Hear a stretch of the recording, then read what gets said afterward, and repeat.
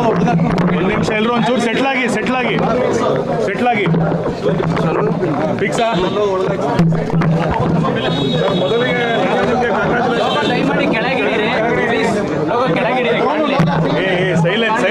Silence ರೆಡಿನಾ silence KPCC ನೂತನ ಅಧ್ಯಕ್ಷರಾಗಿ ತಗೊಂಡಿದ್ದೀನಿ ಸರ್.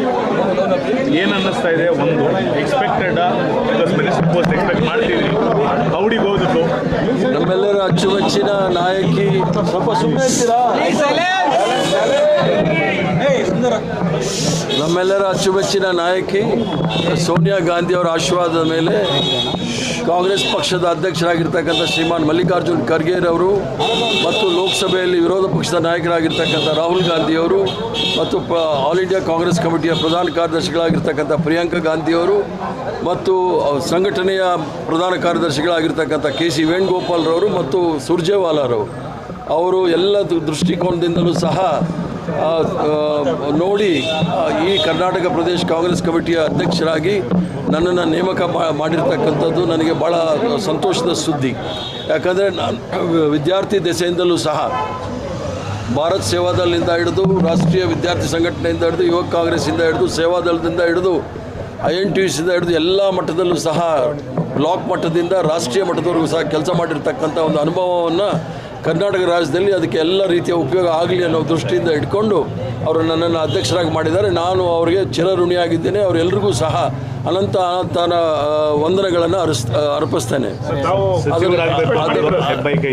ನಾನು ಯಾವತ್ತೂ ಸಹ ಸಚಿವ ಸ್ಥಾನಕ್ಕೆ ಹೋಗಬೇಕು ಅಂತ ಹೇಳಿಲ್ಲ. ನೀವು ಓದಿಸಲಿ ನನ್ನೆಲ್ಲ TV ಚಾನೆಲ್ಗಳಲ್ಲಿ ಅದರಲ್ಲೂ ಸಹ ಇರ್ಷಾದ್ ಅಂತೇಳಿ ಒಬ್ಬರು ನನ್ನ ಇಂಟರ್ವ್ಯೂ ಮಾಡಿದ್ದು ಅದ್ರಲ್ಲಿ ಭಾಳ ಸ್ಪಷ್ಟವಾಗಿ ಹೇಳಿದ್ದೇನೆ. ನಾನು ಅಧಿಕಾರಕ್ಕೆ ಇರ್ತಕ್ಕಂಥವನಲ್ಲ, ನಾನು ಕಾಂಗ್ರೆಸ್ ಪಕ್ಷದ ಒಂದು ಸಿಪಾಯಿ, ಕಾಂಗ್ರೆಸ್ ಪಕ್ಷದ ಒಂದು ಕಟ್ಟಾಳು ಮತ್ತು ಅದರ ಕಾರ್ಯಕರ್ತನಾಗಿ ಕಾಂಗ್ರೆಸ್ ಪಕ್ಷದ ತತ್ವ ಸಿದ್ಧಾಂತ ಮತ್ತು ಸಂವಿಧಾನ ಮತ್ತು ಏನು ನಮ್ಮ ಪೂರ್ವಜರು ಮಹಾತ್ಮ ಗಾಂಧಿಯವರಿಂದ ಹಿಡಿದು ಪಂಡಿತ್ ಜವಾಹರ್ಲಾಲ್ ನೆಹರೂರವರಿಂದ ಹಿಡಿದು ಸರ್ದಾರ್ ವಲ್ಲಭಾಯ್ ಪಟೇಲಿಂದ ಹಿಡಿದು ಮೌಲಾನಾ ಅಬ್ದುಲ್ ಕಲಾಂ ಆಜಾದಿಂದ ಹಿಡಿದು ಎಲ್ಲರೂ ಸುಭಾಷ್ ಚಂದ್ರ ಬೋಸ್ರವರು ಎಲ್ಲರೂ ಸಹ ಈ ರಾಷ್ಟ್ರಕ್ಕೆ ಕೊಟ್ಟಿರ್ತಕ್ಕಂಥ ಕೊಡುಗೆ ಇದನ್ನು ಕಾಪಾಡ್ಕೊಂಡು ಹೋಗ್ತಕ್ಕಂಥ ಜವಾಬ್ದಾರಿ ನನ್ನ ಮೇಲಿದೆ. ಇದನ್ನು ಮುಂದಿನ ಪೀಳಿಗೆಗಳಿಗೆ ಏನು ನಮ್ಮ ಪೂರ್ವಜರು ಸ್ವತಂತ್ರ ಹೋರಾಟದಲ್ಲಿ ನಮಗೆ ಕೊಟ್ಟು ಹೋಗಿದ್ದಾರೆ ಅದನ್ನು ಭಾಳ ಭದ್ರವಾಗಿ ಸುಭದ್ರವಾಗಿ ಮುಂದಿನ ಪೀಳಿಗೆಗಳಿಗೆ ಕೊಟ್ಟು ನಾವು ಮುಂದೆ ಹೋಗಬೇಕಾಗುತ್ತೆ. ಆದ್ದರಿಂದ ಬಹುದೊಡ್ಡ ಜವಾಬ್ದಾರಿ ಇದೆ.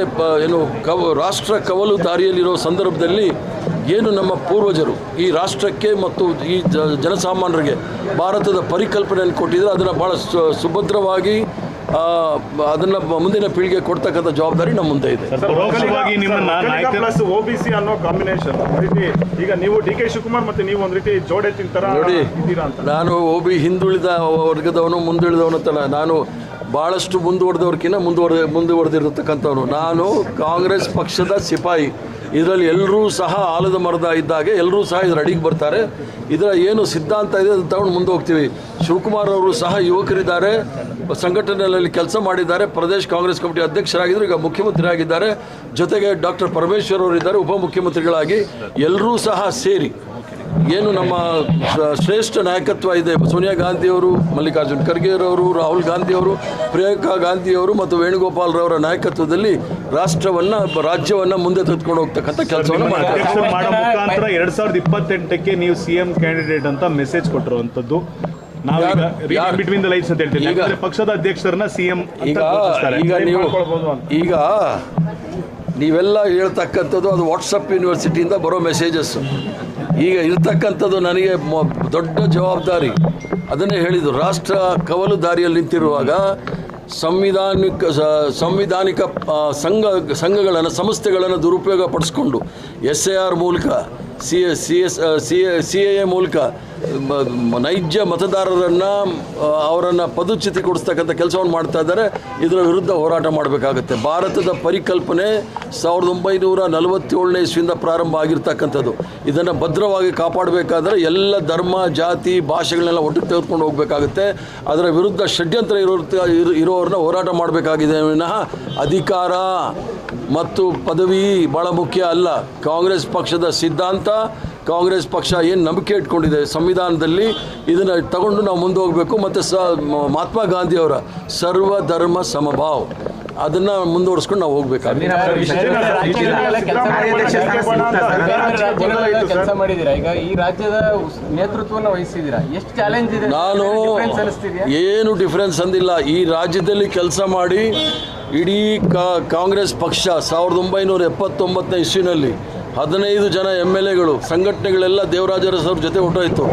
ಆ ಕಾಲದಿಂದ ನಾನು ಕಾಂಗ್ರೆಸ್ ಪಕ್ಷ ಕಟ್ಟಿರೋನು. ಆದ್ದರಿಂದ ಇಲ್ಲಿ ಕಟ್ಟಿ ಇದರ ಅನುಭವವನ್ನು ನಾನು ರಾಷ್ಟ್ರ ಮಟ್ಟಕ್ಕೆ ತೆಗೆದುಕೊಂಡು ಹೋಗಿರೋವನೇ ವಿನಃ ರಾಷ್ಟ್ರ ಮಟ್ಟದ ಅನುಭವ, ಅದರಲ್ಲೂ ಸಹ ಗುಜರಾತ್ ಅನುಭವ ಮಾಡೆಲ್ ಇಲ್ಲಿ ಬೇಕಾಗಿಲ್ಲ. ಕರ್ನಾಟಕ ರಾಜ್ಯದ ಮಾಡೆಲ್ ಬಗ್ಗೆ ನನಗೆ ಹೆಮ್ಮೆ ಇದೆ. ಇದನ್ನು ನಾನು ಪ್ರಯತ್ನ ಮಾಡ್ತೀನಿ, ಇಡೀ ರಾಷ್ಟ್ರಕ್ಕೆ ಅದನ್ನು ಹರಡಿಸಲಿಕ್ಕೆ ಪ್ರಯತ್ನ ಮಾಡ್ತೀನಿ. ಹಿರಿಯರು ಯಾರ್ಯಾರಿಗೆ ಸಚಿವ ಸ್ಥಾನ ಸಿಕ್ಕಿಲ್ವೋ ಅವ್ರನ್ನೆಲ್ಲರಿಗೂ ಕೂಡ ಪಕ್ಷ ಸಂಘಟನೆ ಜೋಡಿಸ್ಕೊತೀರಾ? ಎಲ್ಲರೂ ಸಹ ನಾನು ಎಲ್ಲರಲ್ಲೂ ಸಹ ಕಳಕಳಿಯ ಪ್ರಾರ್ಥನೆ ಇದು.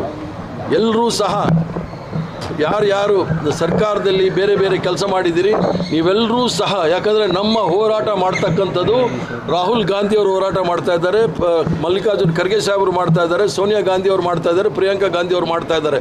ನಮ್ಮ ಹೋರಾಟವನ್ನು